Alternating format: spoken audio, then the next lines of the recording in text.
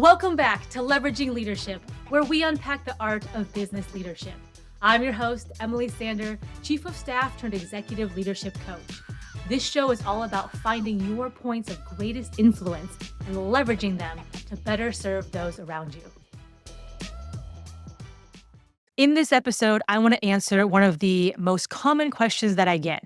So pretty much on a daily basis, I'll have discussions with chiefs of staff and principals and different indirect and tertiary players in the space. And without fail, I will get some version of the following. So Emily, I've definitely heard about chief of staff. It's becoming more ubiquitous in the market. I definitely am in favor of a chief of staff. I think it's positive. But it kind of seems like the definition of chief of staff is all over the place. Is that what you're hearing? Am I crazy? Is that the case? And the answer I give is you're not wrong. And the reason for that, in my opinion, is because the chief of staff role in business is still relatively new. If you think about it at a global scale or a macro scale, the role is probably still emerging, what I would consider emerging. And it's probably most well established in the US, and it's pretty ubiquitous here. Fast followed by places in Europe, but other regions, other parts of the world, it can be non-existent or very nascent. And so you have this overall just emerging trend. I speak with chiefs of staff from all over the world, and there's a couple common threads. The first common thread is, look, Emily, in the last 5 years, this role has grown like wildfire.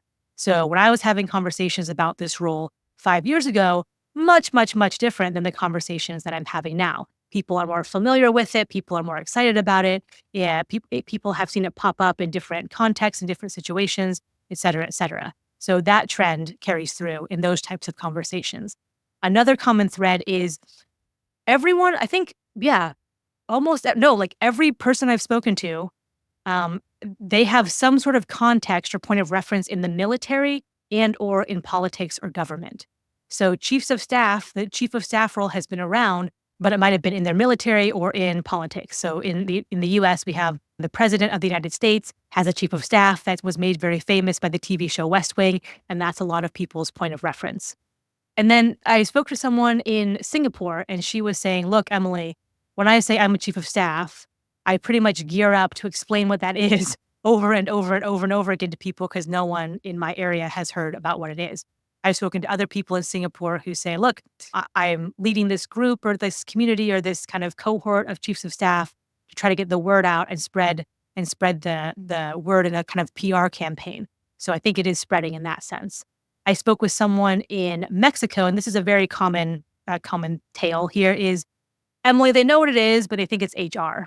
So whenever I say I'm chief of staff, people think I work in the HR department. And so I kind of, sometimes let that go and let that fly.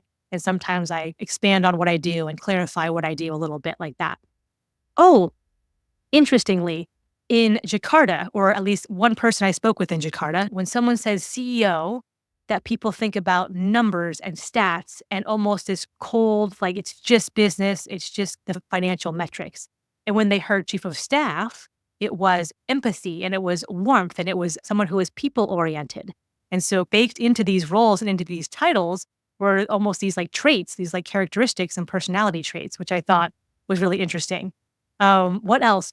Oh, another common way a chief of staff role might be introduced to a region is through large multinational corporations. And if you have a large company that just has a chief of staff role in their organization, it's just well known. Maybe all SVPs get a chief of staff, or all heads of a country or all heads of a region get a chief of staff, and they have a presence in a certain country or a certain region, then they need a chief of staff. And so they either hire someone internally or externally into that role. And that's kind of how that gets introduced sometimes. So I was talking to someone in Brazil and then in India where that had happened for them, where like they were like, Emily, like no one in my family knew what a chief of staff was, yet at work we have these all over. I see them regionally. And when we got a regional leader for us, then I raised my hand to be chief of staff and I got interviewed and hired for the role. So that's sometimes how that can come about. I was also speaking to someone in a similar situation in the UK. In the UK, it's pretty well known, I feel like, but they were saying that their headquarters was in New York City, and their president had gotten a chief of staff recently. And so therefore, a lot of people were wondering if the head of EMEA, the EMEA region, would get a chief of staff as well. And he was part of a short list where, given his role, given his title, it would make sense that he would probably be in the running for that. And so that was on his radar. Things like that. Oh, sorry, all these things keep popping up. But in the UK, I've spoken with several chiefs of staff in higher education. So in the universities, where they are supporting a president and the cabinet of the university.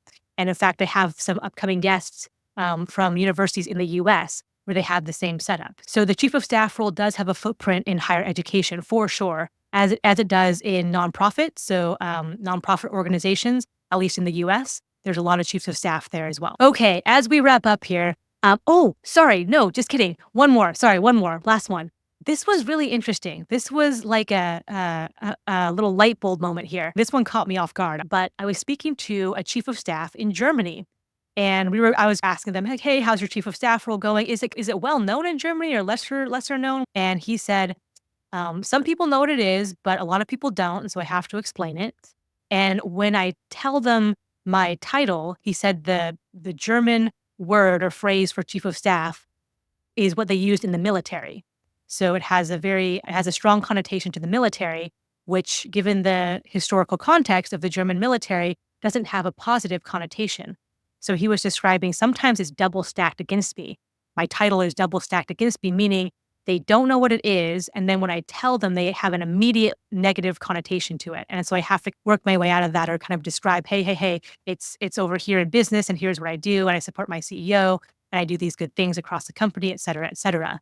And I thought that was just so fascinating. I was like, oh my goodness, I never thought about that. But yes, given what you just said, that makes perfect sense about how you would need to explain it. Again, I'm not trying to paint countries or regions with broad brushes. These are just individual kind of stories and conversations that I'm having and sharing with you. But I just thought that was so interesting. And further in that conversation, he was saying, look, Emily, I took a flight from Berlin to Los Angeles, and it was an American-run airline. And the flight attendant got over the PA system and said, we'd just like to thank all of our active duty military members who are on this flight. And in my head, I was like, yeah, that's pretty typical. That's pretty standard. And he was like, Emily, that would never happen in Germany. And I was like, oh, okay. Because in the US, it's pretty much like across the board. You support the troops. And when you board a plane and they're calling like Group A and Group B, and now Group C can board, the active duty military members go first. And that's just kind of standard protocol. It's not unheard of at all. And it's pretty much expected. And so that was just such a different framework and different perspective. But I just get fascinated by all these different ways you can think about the chief of staff role and how it's come about in different parts of the world. So anyway, I have gone on so many tangents in this. So land this plane, Emily. The point is, this role is emerging, and it's a little bit all over the place with the definition and the scope and the responsibility the chief of staff will have. If you say chief of staff to one person and chief of staff to another, you could get two totally different things. Not wrong or bad per se, but just different. So if you are speaking to a CEO of a 5-person startup and they have a chief of staff, they're going to be doing things much differently than the chief of staff at Intel or IBM or Microsoft and all these places. They're both chiefs of staff legitimately, and they both add value to their companies. They're just wildly different roles. They're not even the same role in some ways, even though they are. So that's what I'm saying. I would say the upside and the advantage is you can have a whole bunch of flexibility and adaptability with this role. You can almost customize it. So if you're a chief of staff or if you're a principal, you can customize that role to what you need it to be with the team you have now, with the company stage you're at now, et cetera, et cetera. So that's kind of an advantage you could have. I think that this role will settle into something a little more structured in the next 10 to 15 years. And that's actually a great takeaway for this episode. So for everyone listening, for myself included, let's make sure that lands in the right spot. Meaning, let's make sure it doesn't keep getting confused with executive assistant. Let's make sure it doesn't keep getting conflated with HR, even though they often work in conjunction or very closely with each other. Let's make sure that when people hear chief of staff, they think high-level strategic leader. high-level C-suite strategic leader, because that's what a chief of staff is. They're right there next to the principal, and they're enabling and empowering the entire leadership team. That's what a chief of staff is. That's what a chief of staff is when it's utilized best, when it's maximized, when it's optimized. So do your part in that. Whatever your part in that is, if you're a chief of staff, then you need to act like it. If you're a principal, you need to treat your chief of staff like that. If you're an aspiring chief of staff or a former chief of staff or someone who works with the chief of staff indirectly, do your part to elevate this role, because when it's set up correctly and when it's done right, it can be a win-win-win-win-win for everyone involved. And with that, I'll catch you next week on Leveraging Leadership. If you enjoyed today's episode, please like, share, and subscribe wherever you get your podcasts.